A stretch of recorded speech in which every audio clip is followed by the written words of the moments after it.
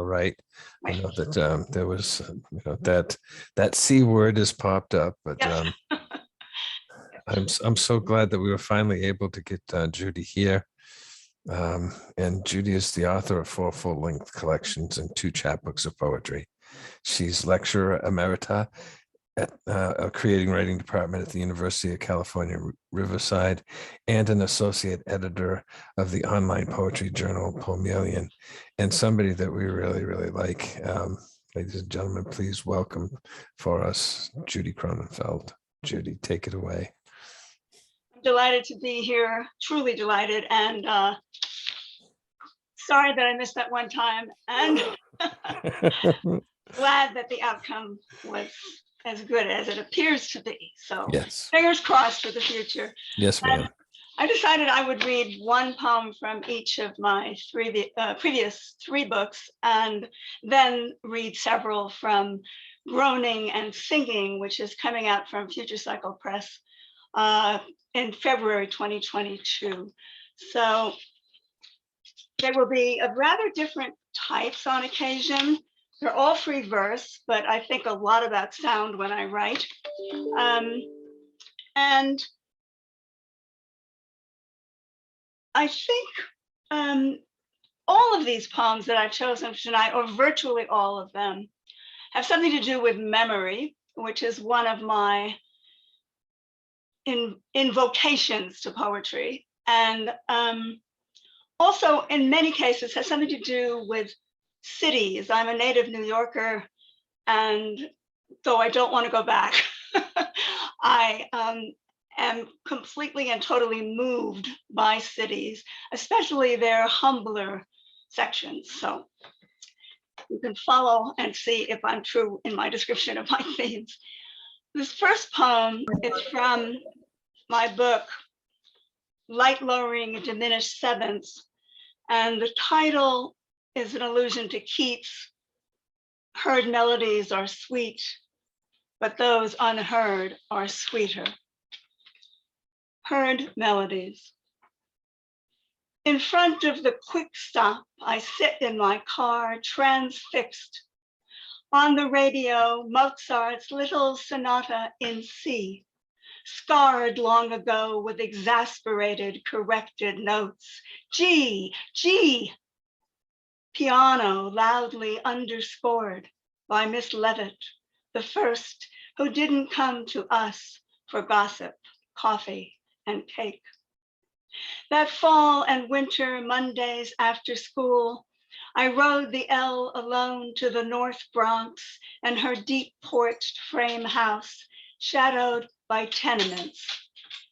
She would raise my wrists with her index finger, then sit down, fold her hands in her lap, and gaze at the busts of great composers on her windowsill until my first mistake.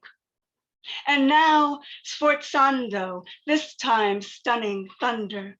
And now staccato, this time elegant as satin toes on point. And now the recapitulation of the theme, ritardando, delicate, almost inquiring, like memory saying over something that will never be said again. The sonata facile, the easy sonata, Miss Levitt observed, pressing the pages flat on the stand, but I labored, swaying, haunted over the bridge in the Andante cantabile to the minor key. Now, as I hear it again, 40 years later, more beautiful, more sad, still keeping its secrets, like light shifting in a room when wind has scattered clouds against the sun, or the wash of evening deepening to indigo outside city windows before the lamps go on. Everything in the music, in our lives, waiting, waiting. The next poem mentions several cities. I've only been in 2 of them, and one is Cairo. where I should say there are these enormous cemeteries on the outskirts of the city called the cities of the dead. And the poor actually take shelter in the mausoleums, which of course have no water or electricity, but they take shelter there, they live there. And just to not confuse, there's a term here for an Egyptian dish, which is very popular, called kosheri, which is lentils and macaroni and garbanzo beans and tomato sauce, that sort of thing. Time zone. 7:59 p.m. A woman in a Cairo room with 15-foot decaying ceilings of colonial splendor gazes out her window at the neighboring rooftop squatters and in the distant cities of the dead, cities of the living, a lump of flesh in black robes grayed by dust scuttles from cenotaph to cenotaph. In Bucharest's blue dusk lingering, a queue quietly forms for bread before a milky white-lit bakery, shadowed by the black behemoth of a cement slab hotel. In rain-smudged Istanbul, someone weeps into linen smelling like damp dust. In smoggy Athens near the Agora, a gypsy child hangs on a tourist's hand. And here and there, beyond the glistening districts, a little more ancient soot, soft as fur, gathers on windowsills, on crumbling steps. Tattered laundry stiffens a little more against chipped facades, and the solitary comers and goers turn down narrow streets on an eternal circuit from the newsstand to the market, a half-liter milk to chill in the rusty refrigerator as long as there's power, an apple and pear for the bowl in the dark, tiny kitchen, yellow shades drawn against summer. 8:01, and the woman lifts her gaze from the window. The black-robed form unwraps a bowl of kosheri. The queue grows longer by 3. The weeper gets up from her bed. The tourist shrugs the gypsy off. Now ghosts of all who've ever come to evening under roofs or in the open air in the cities of this time zone gather. In my own room, some press against my shoulder, trying to scan the news of dearth and deluge. Some watch juice drip from the knife that peels the pear.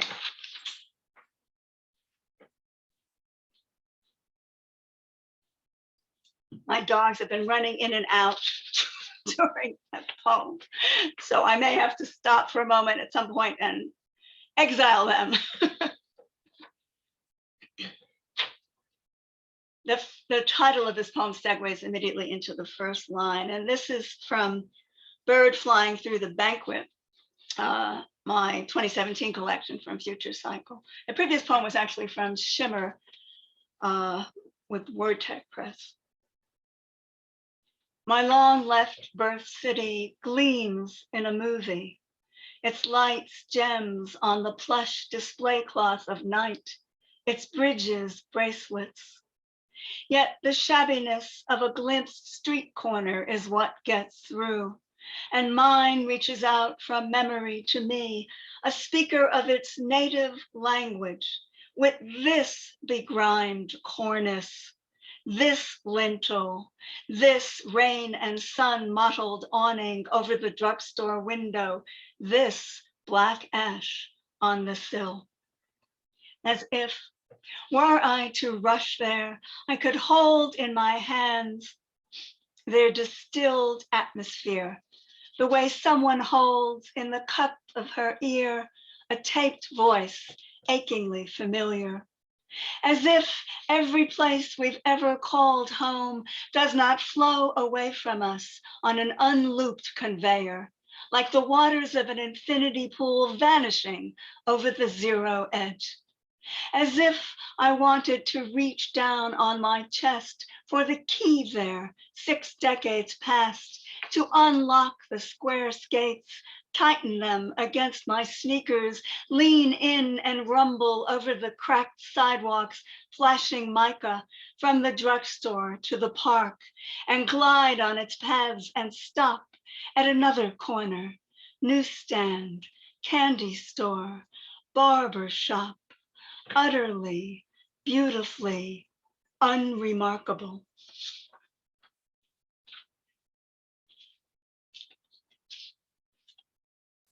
And now I'm moving on to poems that are from the collection that's coming out this coming year. On the roof. The tar-like surface was warm and sticky, as if it could be picked up and reshaped, and billowy as the ocean on a mild day. When mother, carrying the basket of wet laundry, and I, the bag of clothespins, emerged from the dim and narrow stairs that led from the 6th floor of our building to the roof, it took a moment to get our sea legs. This was so long ago, there were few TV aerials, and mother wore her tailored street dress, as if leaving our cramped and stale apartment to go up and out was equivalent to going downstairs. I was still too small to reach the clothesline, but I could hand her the worn, smooth wooden clothespins that looked like armless men with tiny, featureless, round heads. She fought the weight of wrung-out sheets and flopped them on the line, where gradually she stretched them out until they flapped like sails, white and brilliant in the windy sun, all at once trying to fly and staying in place.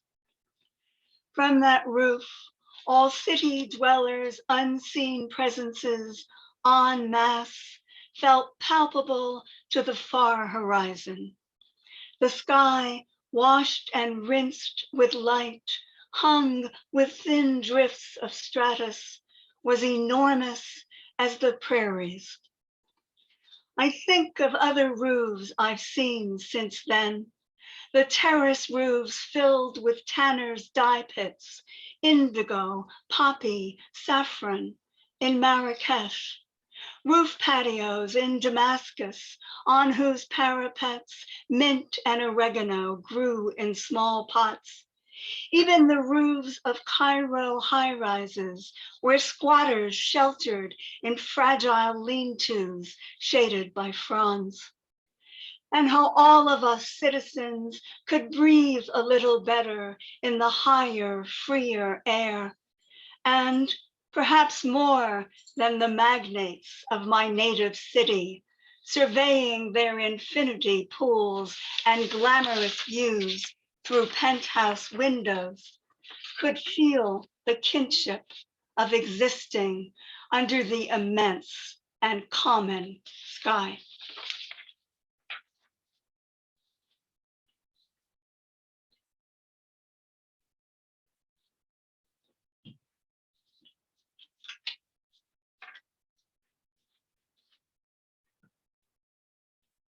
Again, a different kind of poem, selling. Heads thrown back after one bubbly sip, the young in soft drink commercials seem as lavishly happy as lottery winners.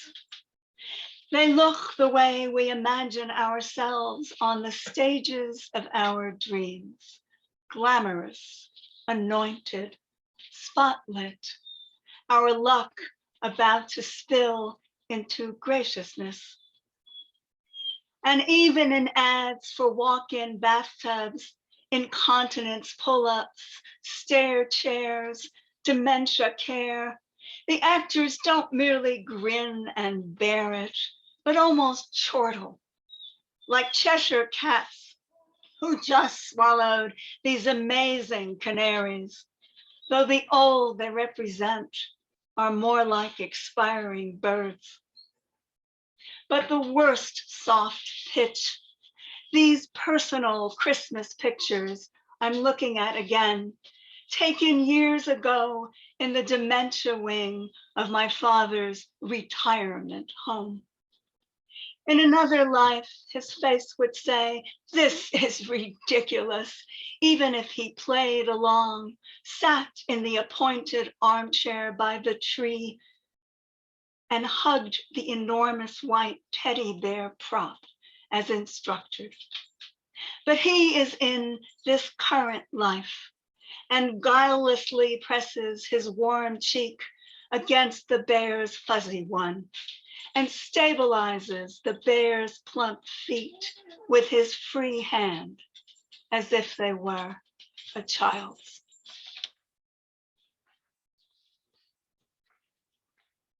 Again, moving in a different direction. If you heard some strange sounds, it was my dog whining.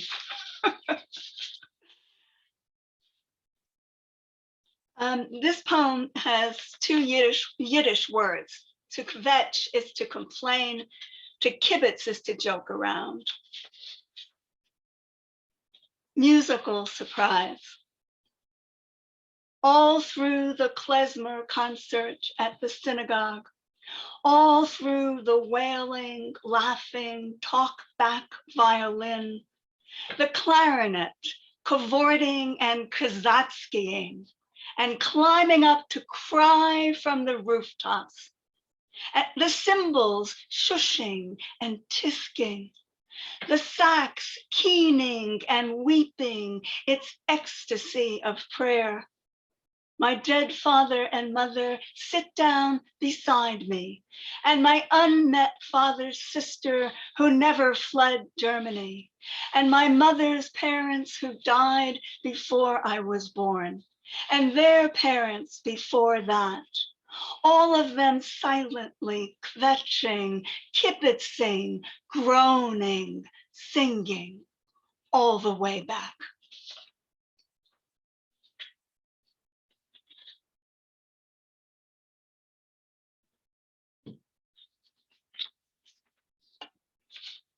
A longer poem than that one, which is very short.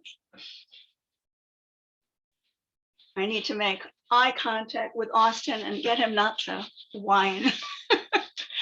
Shh, Austin. Distraction, speaking of which. Remember the silence of libraries, of the great public reading rooms, like snow falling and piling up indoors, yet not cold. Everyone hushed and private, the lamp of his mind turned on. And remember lying in bed with your book on the Saturday mornings of childhood, passing through the mirror or the secret door. No sound but the faint rasp of your index finger and thumb on the page's corner, and the slight luff of the turned page. How you looked up in surprise at the window's blaze of noon light. Remember on a summer porch, writing a long letter to a distant friend by hand in ink on many sheets of tissue-thin paper. A letter full of delicious news you imagined her savoring as you wrote. Remember the spacious days framed by waiting for her reply. One day, someone talks loudly on a new mobile phone in a public square, and it's as if the fourth wall of a house has crashed into the street. Yet the family inside blithely pursues its strident, no longer secret life. Soon the talkers gobble up the universal air. Now there are chimes all day inside your brambly, burry mind, which branches and branches and branches, though you yearn for it to land. Now you dream of strolling free through the empty streets of some imagined hamlet in France or Spain, all the shutters closed on a hot afternoon, your eyes lifted for a scrawl of birds in the high sky, the only sound, the church bells pealing the hour. It's so calm. Your ear traces their almost imperceptible trailing hum until the air gathers itself again. And I think we're at the 2 or 3 poem marker. Depending on my time, I think there's enough time. Gold. Such rare visits, and usually on the 3rd day, my middle-aged son, living a continent and ocean away, says, as if he's had a chance to ponder it, and it's quite a pleasant surprise. It's really nice to see you, Mom, and gives me a quick embrace, like a light wool shawl stolen from my shoulders, just as I begin to appreciate its warmth, which is notable nevertheless, because his greeting and goodbye hugs always preserve the space between us, like a band of insulating air, and make me think of the way men make even quicker work of mutual pats on the back. But this time, he was in the kitchen, rinsing dishes for the machine, and I was ferrying the last ones from the table, and everyone else was, I don't know, blocked out by the shine, when he said, it's really nice to see you, Mom. Can I have a hug?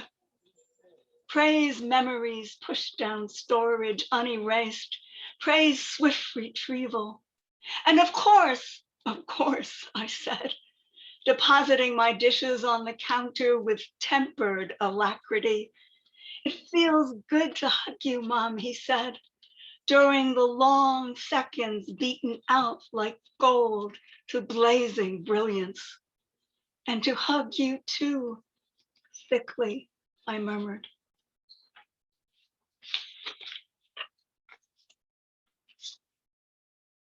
Definitional.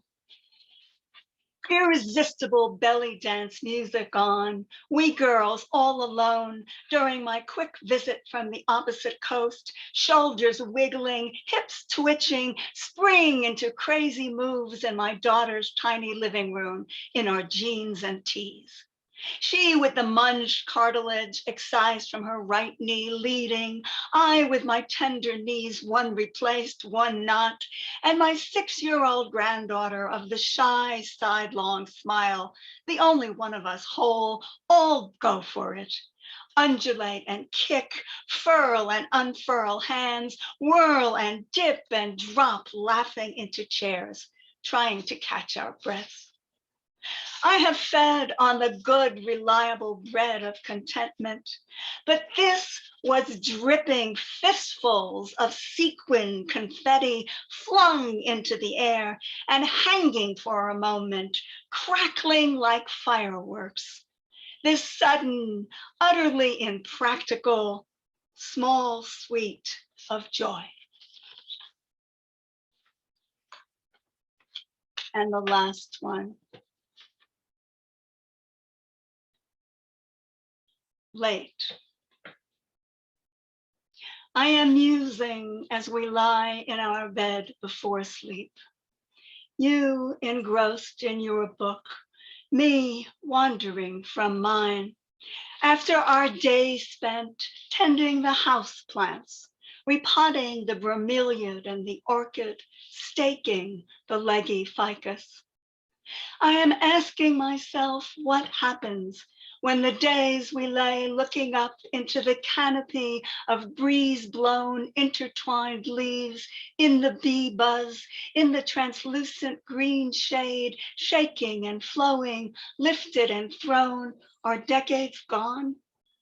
What happens when the world stops pulsing like the butter-pat sun, dissolving into its own melt over and over again, flashing like a sped-up caution light? When the squinted eye stops catching its trail of gold coins slanting down the sky? And then you vine the fingers of your right hand with the fingers of my left. Something so quiet and undesigned you never did at night when we were young. Thank you. Yes, yes, yes. You know, it's well worth the 2.5 years that we had to wait to get you, Judy. I'm so glad that you finally came and read for us. I am It's too. fantastic.